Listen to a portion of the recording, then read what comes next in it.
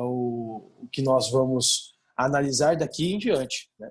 E aí nós temos um país como o nosso, o Brasil, que é uma das maiores reservas de água doce, né, existentes. Então, possivelmente, estaremos no meio de um foco de conflito para o futuro.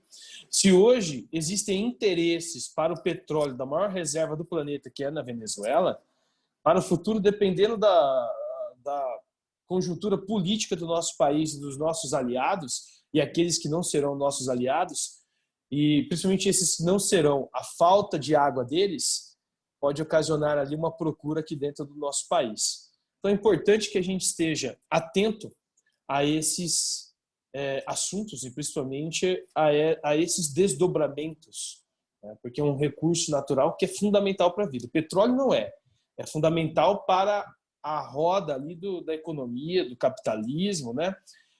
Econômico, é a principal fonte energética desse capitalismo, tá? Mas a água é a principal fonte de energia para a vida.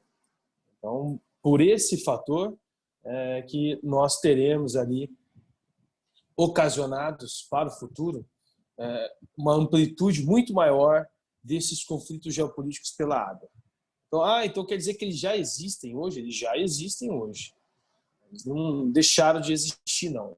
Eles já existem. Eles existem no Oriente Médio, principalmente. Eles existem na África, tá? Então, eles existem em vários países que já sofrem com a falta desse recurso. Então, eu estou colocando aí para vocês, ó, capítulo 10, frente A lá, tá? Geopolítica das Águas, que é o livro novo, material novo, né? Então, a escassez de água já é uma realidade no nosso planeta, né? Apesar da gente ter ali, a gente sabe disso, é um planeta ali composto por uma grande massa desse recurso natural, de água, boa parte dela é salgada. Falamos disso lá em hidrografia, né? 97,5% é salgada, ou seja, está nos mares e nos oceanos, né? E aí sobra 2,5% de água doce. E aí essa água doce ela está separada, dividida em rios, em mananciais, né? em lagos, em aquíferos, tá? E em geleiras e neves eternas, que é a grande maioria delas. E aí tem a questão da degradação do meio ambiente em cima dessa água potável, não, dessa água doce, né? Expliquei que era água potável, pegada hídrica, lá no outro conteúdo. Então, essa água doce. Tem a questão da degradação. Desmatamento próximo às nascentes acaba esgotando elas. A questão das poluições que ocorrem, diversas, né? Todas elas a gente falou. Mecânica, física e biológica, nós falamos lá na hidrografia, mas dá para a gente relembrar aqui também, né? Então, a questão das indústrias, a questão dos esgotos domésticos, né? A questão das obras, então, os detritos que são liberados, que poluem essas águas. E aí nós temos poluições desses rios em várias áreas, assim como a gente tem desmatamento em várias áreas. A gente tem desmatamento aqui no Brasil, mas a gente tem um desmatamento enorme na Europa. A Europa, por exemplo, não tem mais floresta temperada. Isso desde o período da Revolução Industrial. Ao mesmo tempo que ia desmatando para expandir as cidades e as indústrias, também ampliava por ali, né, a poluição dos rios, porque tudo aquilo que era de sobra das indústrias era despejado nos rios. Então, acabava contaminando eles, né? Então, essa escassez de água ali, é agravada em virtude da desigualdade social. Nós vimos isso também em hidrografia, não faz tanto tempo assim. Eu mostrei para vocês que em países desenvolvidos o consumo de água é muito maior. Nova York, por exemplo, consome muito mais água que o Haiti. Muito mais, desperdiça muito mais água, né, do que o Haiti. A média de consumo de litros está em torno de 145 mil litros de água por dia por pessoa em Nova York, enquanto no Haiti é 12 litros por pessoa. Olha a desigualdade, né? Olha o desequilíbrio. Tá? Então, onde tem mais desenvolvimento, onde é mais desenvolvido, as pessoas tendem a consumir mais água, né? Falta de manejo e usos sustentáveis dos recursos naturais. Isso aí é algo que a gente também tem falado na frente A, né? Desenvolver de forma sustentável. tá? Isso não é algo que só o material do poliedro traz. O material do poliedro ele traz ali um assunto que é discutido por uma organização supranacional, que é a ONU. Então, a ONU discute muito esse assunto, o uso sustentável dos recursos naturais para que as futuras gerações não sofram com a falta dele. Que é isso que a gente tem falado. Por que a gente vai ter conflitos pela água no futuro? Porque esse recurso vai faltar. E vai faltar para alguém. Vai faltar para os nossos netos, nossos bisnetos. Então as pessoas vão travar guerras, conflitos armados por água. Então a gente já tem alguns relatos disso e também a gente tem algumas obras de ficção, filmes que mostram justamente essa questão da água faltando, né, em algumas regiões, ela virando uma disputa por povos. É só vocês derem um Google aí, vocês vão ver. Filmes sobre disputa de água. Vocês vão ver que tem de todos os tipos. Né? Tem os mais reais e os mais fictícios, por exemplo. E vocês vão gostar bastante. Depois dá uma olhadinha. O que pode ser o nosso futuro, né? Com a falta desse recurso. Tá? Então, olha lá. A ONU, né, Organização das Nações Unidas, ela tem um índice, que a gente já até viu, para poder calcular esse desequilíbrio e, a partir dali, ela traçar algumas políticas de amparo, né? Políticas públicas de assistência, porque a ONU ela não é só uma organização que recebe 193 países para ouvir alguns presidentes falarem, como essa semana ficou traduzida na mídia, né? Parecia que era só aquilo ali. Assembleia Geral da ONU, 193 países, o Brasil começa falando porque isso aí já é algo histórico, e parece que isso é isso. Não, a ONU vai muito mais além. Né? A ONU discute pontos que muitas organizações e muitos países não querem discutir. Por exemplo, a falta de água, a falta de alimentos para o mundo, né? Não é só na África também, não é só no Sudeste Asiático, só no Oriente Médio. Não, a ONU ela está inserida em vários conflitos, em vários assuntos. Ela vai de conflitos e guerras militares até direito da criança, do adolescente, com a Unicef, cuidado com o patrimônio histórico-cultural, com a Unesco. Então, a ONU ela é muito abrangente, ela é muito grande. É a principal organização dos países. Então, ela merece uma importância maior, né, do que essa que é dada. Tá? Por exemplo, a gente está passando por um período de pandemia. A OMS está inserida nessa pandemia desde o começo. A gente está passando por um conflito comercial entre Estados Unidos e China. A OMC, que é a Organização Mundial do Comércio, está desde o começo ali tentando minimizar, né, essa treta entre os Estados Unidos e China. E a OMC ela é designada à ONU. Então, é uma organização muito grande.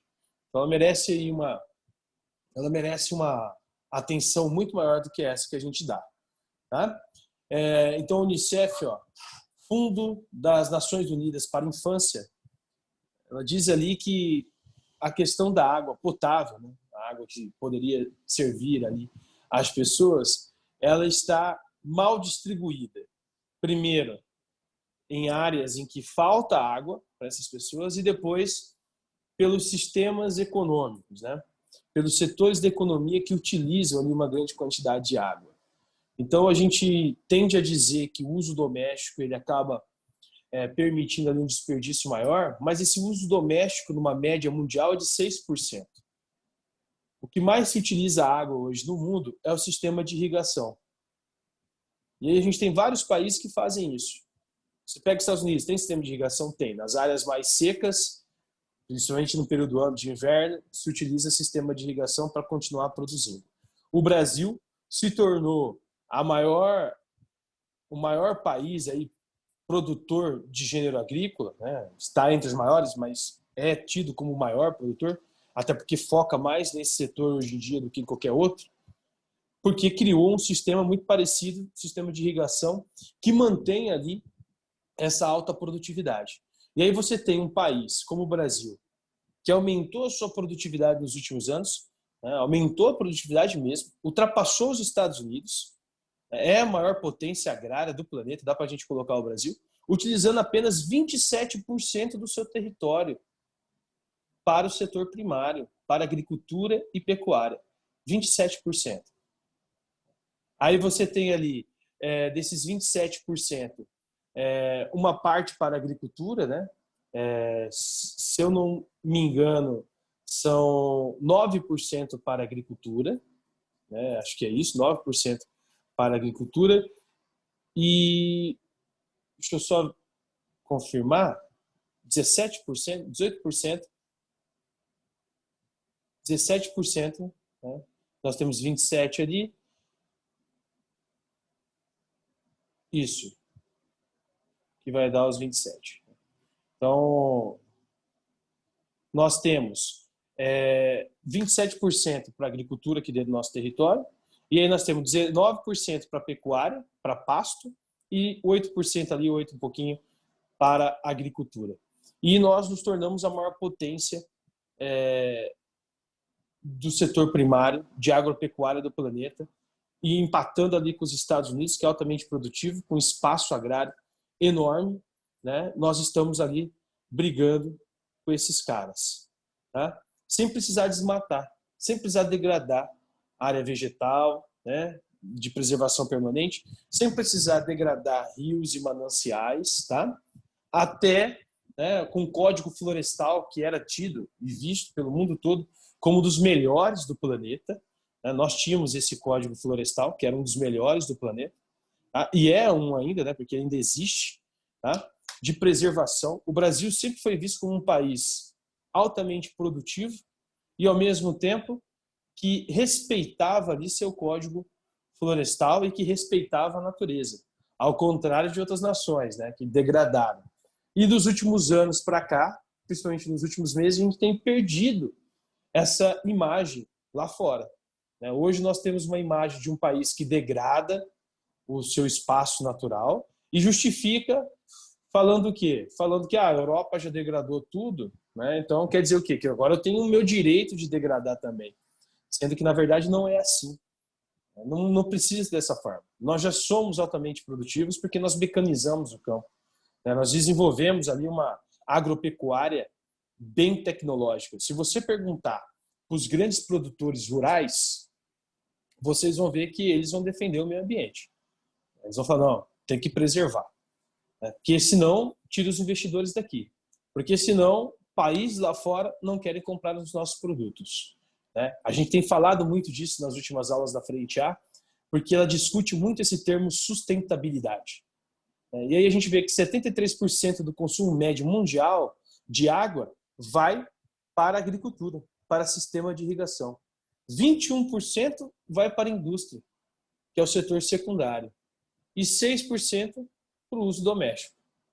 Então, nós consumimos a menor parte. A maior parte dessa água doce hoje é para sistema de irrigação.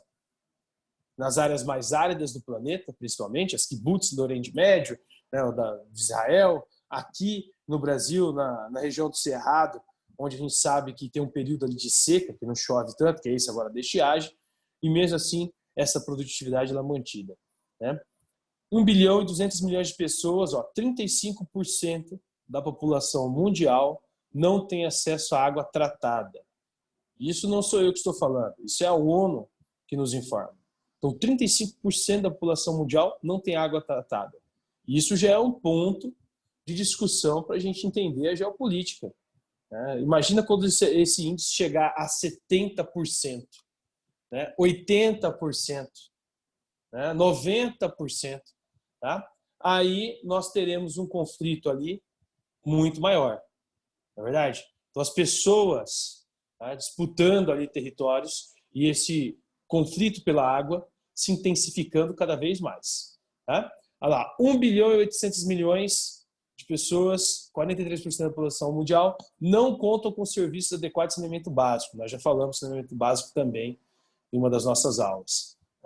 Então, somando pessoas que faltam ali, água tratada, com pessoas que não têm saneamento básico, já daria 70%. E esse índice ele tende a aumentar cada vez mais, porque a degradação ela também aumenta cada vez mais, principalmente aqui no nosso país. Por isso que os países se reúnem e firmam acordos e tratados internacionais de preservação do meio ambiente, de diminuição de queimada, de desmatamento. Ah, mas o que é queimada e desmatamento tem a ver com preservação da água? Pessoal, o que mantém as nascentes e o que mantém os rios é a preservação da vegetação, principalmente próximo às nascentes e depois às margens dos rios. Vocês já aprenderam isso lá no 6º ano. Se você tira a vegetação da margem dos rios, aquele solo fica descompactado. A primeira chuva faz o quê? Leva aqueles sedimentos para o leito do rio. E aquele rio, ó, acabou. Né? A mesma coisa vale, né? Desmatar, introduzir pasto, ou melhor, introduzir agricultura e usar muitos insumos agrícolas, agrotóxicos, inseticidas. A primeira chuva, ou com o próprio sistema de irrigação, aquela água ali vai descer para o solo, ela acaba se infiltrando aonde? No lençol freático, no aquífero. Isso já ocorre, isso já é um feito aqui da região centro-oeste. Né? O nosso aquífero, da nossa região aqui, ele já tem cargas de contaminação de agrotóxicos e insumos agrícolas. Então, a nossa reserva de água doce, por isso que recebe o nome, aquífero recebe o nome de reserva. Porque o dia que faltar a água da superfície, nós vamos captar essa água da onde? Da reserva. Entenderam? Então, se você desmata, introduz o pasto, polui o solo, que, consequência, polui aquela água de reserva, como você vai tomar essa reserva no futuro? Contaminada. Ocasionando ali câncer. Então, não tem jeito. Então, por isso que a gente discute todos os fatores de degradação do meio ambiente quando a gente fala de rio também. Então, o desmatamento, as queimadas, a introdução dos pastos, os insumos agrícolas, todos eles geram consequências. E vão gerar consequências para a humanidade. O Brasil é um país que tem muitos recursos, e é por isso que a gente sempre fala dele, porque ele é rico em recursos naturais. O Brasil é a 10ª economia do planeta. A 10ª economia do planeta. Uma potência mundial. Uma potência em recursos e riquezas. E possivelmente será ali para o futuro,